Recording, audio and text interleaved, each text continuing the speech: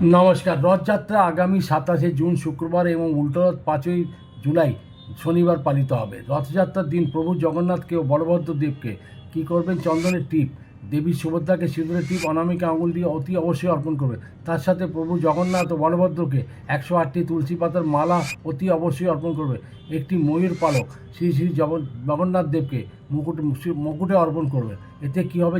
জন্মান্তরের পাপ খণ্ডন হয়ে যায়। এটা মাথায় একদম রেখে নিন। তার সাথে আবার বলবো আরেকটা কথা, একটা বাটির মধ্যে কী করবে? আতপ চাল নেবে।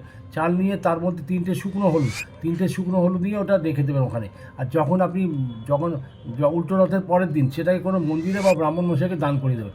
আপনাকে আরেকটা জিনিস বলে দিই, সব কিছু তো ভোগ দেবেন, মিষ্টি ইত্যাদি সব কিছু দেবে, তার সাথে খিচুড়ি ভোগ অবশ্যই দেবে। যেখানেই আপনি রথ চলছে দেখছেন সেখানে আপনি একটা পকেটে মলি সুতো রেখে দেবেন। আপনি যদি রথযাত্রার মধ্যে যাচ্ছেনও তার মধ্যে নিজে মলি সুতো নিয়ে আপনি ওর মধ্যে বেঁধে দেবেন। এতে কী হবে? আপনার ভাগ্যের চাকা সর্বদা চলায়মান থাকবে। এই দিন সমস্ত শুভ কাজ করা যাবে।